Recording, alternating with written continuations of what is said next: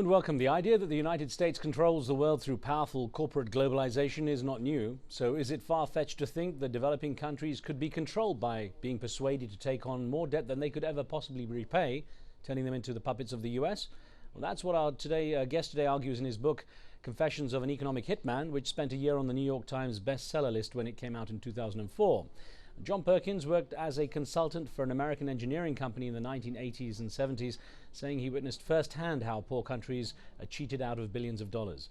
This year he came out with a new book, The Secret History of the American Empire, Economic Hitmen, Jackals, and the Truth About Global Corruption. John Perkins joins us today from West Palm Beach in Florida. Now don't forget, we take your questions on the show, and you can reach us at the numbers on the bottom of your screen. John Perkins, welcome very much to the show. Thanks. It's great to be with you today, Riz. Really appreciate it. Thank you, sir. I'm going to ask off. I know you've answered this question many times. It's one of the key ones everyone asks you, first of all. But for the sake of our viewers around the globe, explain to us, give us a brief definition of an economic hitman. Well, I think it's fair to say that in the last several decades, we economic hitmen have managed to create the world's first truly global empire. And we've done it primarily without the military. For the first time in history, an empire has been created primarily without the military through economics. We work many different ways, but perhaps the most common is that we will identify a third world country that has resources our corporations covet, like oil, and then arrange a huge loan to that country from the World Bank or one of its sisters. But the money doesn't actually go to that country. Instead, it goes to our own corporations to build big infrastructure projects, power plants, industrial parks, ports, things like that, that will benefit a few rich people in that country, as well as our corporations, but don't really help the majority of the people, the poor, who are not connected to the electrical grid, or if they are, they only use a couple of light bulbs. However, they are left holding a huge debt, and the whole country has this debt, and it's such a big debt by intention that they can't possibly repay it. So at some point, we economic hitmen go back to that country and say, listen, you owe us a lot of money, you can't repay your debt, so give us a pound of flesh. Sell your oil real cheap to our oil companies, or vote with us on the next critical UN vote, or send troops in support of ours to someplace in the world like Iraq. Right. When we fail, which doesn't happen very often, but on the few occasions when we fail, as I failed in Panama with Omar Torrijos, for example, then the jackals come in.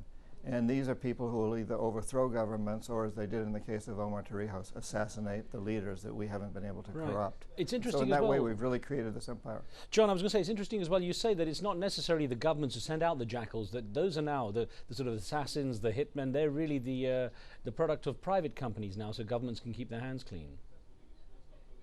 Yeah, including economic hitmen like me. I was interviewed, I was really recruited by the National Security Agency, a government organization, but in the end I worked for a private corporation, Charles T. Main out of Boston, and that's been the case for several decades, because it was discovered quite a long time ago that to have CIA agents doing this sort of thing, or other government agents, was just too dangerous. If they got discovered, it was obvious that it was the government's fault. But if you use private people like me, consultants and private security firms to do the assassination type of work, then if they get caught, you can always just blame the corporations. You can say it was a rogue corporation, whatever, and the government is not implicated. Tell me about the word corporatocracy that you use in the book as well. Well, you know, as I've said, we've really created a truly global empire, and an empire needs an emperor. An emperor is someone who's not elected, doesn't serve a limited amount of time, and also it doesn't really report to anyone else. And it's obvious that the President of the United States doesn't really have that role, but we do have the equivalent of that in a group of people who run our biggest corporations, and I call this the corporatocracy. Now, this isn't a conspiracy theory. These people don't have to get together and conspire to do illegal things. They all are driven by one big motive, and that is to create huge profits for a few wealthy people who basically own their corporations. And in order to make that happen, they all know basically what they have to do. They don't have to conspire to do it. And they are not elected, they don't serve a limited term, and they basically report to no one, except maybe their boards, but they are on each other's boards, so they really take care of each other in that way too. They truly behave as a collective emperor would. Now, regarding the first book you wrote, Confessions of an Economic Hitman, which was a huge bestseller, you say that you were kept in line for a couple of decades, and I'm going to quote the book here. You say, on telling the story, you know, I was persuaded to stop writing that book. I started it 4 more times during the next 20 years. On each occasion, my decision to begin again was influenced by current world events. What was it that was happening in the world that made you think, I have to tell this story? Well, a number of things happened. Like the first one was shortly after I left off being an economic hitman, Omar Torrijos of Panama was assassinated because I had failed a year or so earlier to bring him around. And then Jaime Roldos was assassinated because I failed to bring him around. And then we sent a team in to assassinate the president of Seychelles, which is where Diego Garcia Air Base is located off the African coast.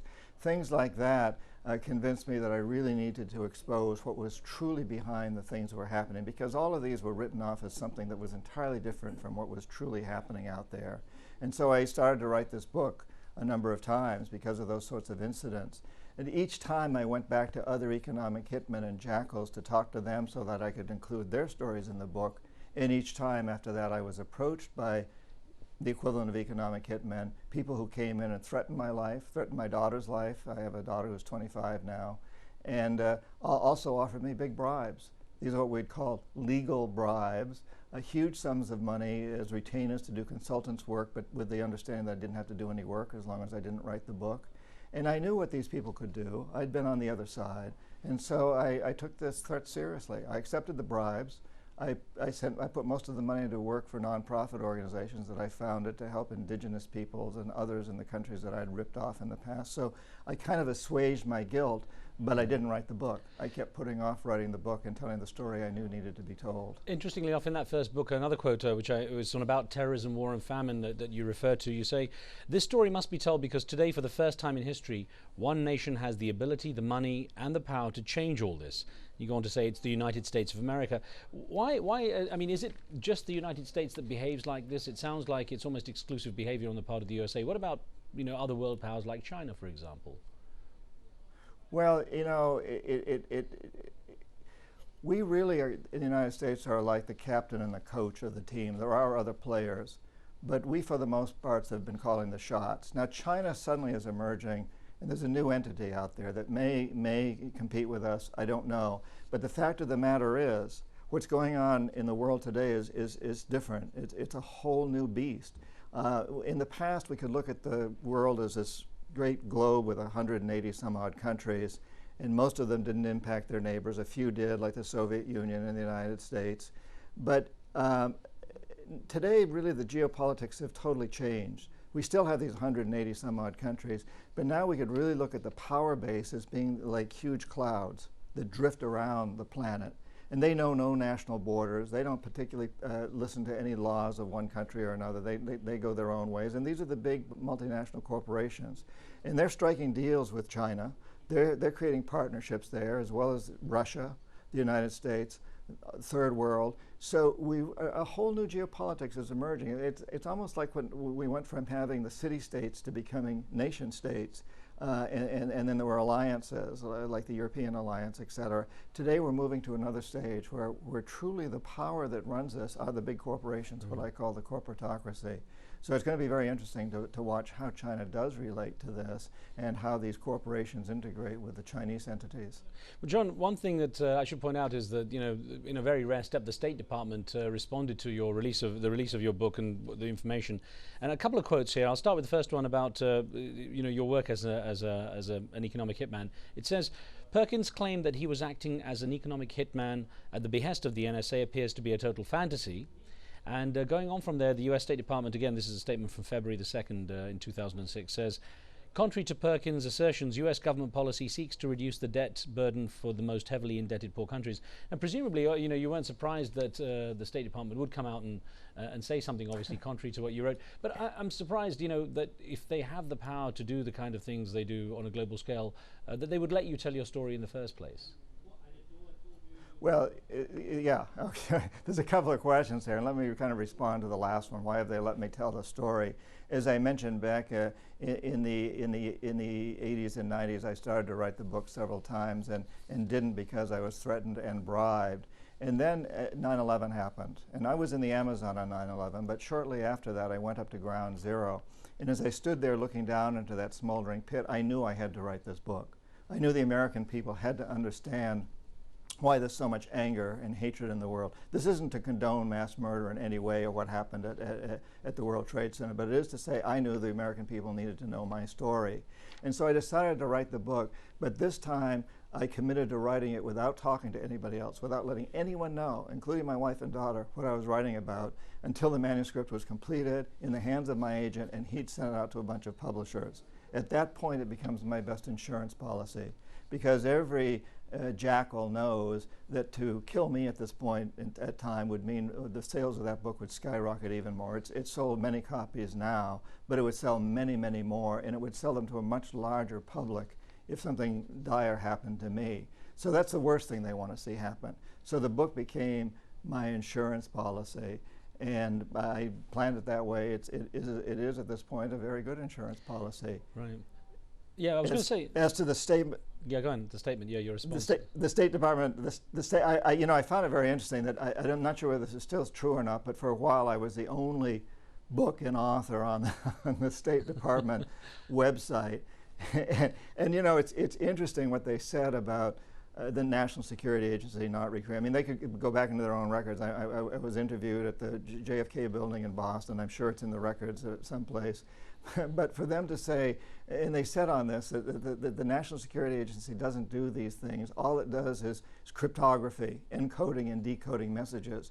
Well, we all know today that the NSA has been eavesdropping, wiretapping Americans here in this country. We know they've been involved in many, many other things. They're a highly secretive agency, and it really struck me as odd that the State Department would have the gall to come up and say some of the things it said on that website. And ironically, it served to sell many more copies of my book.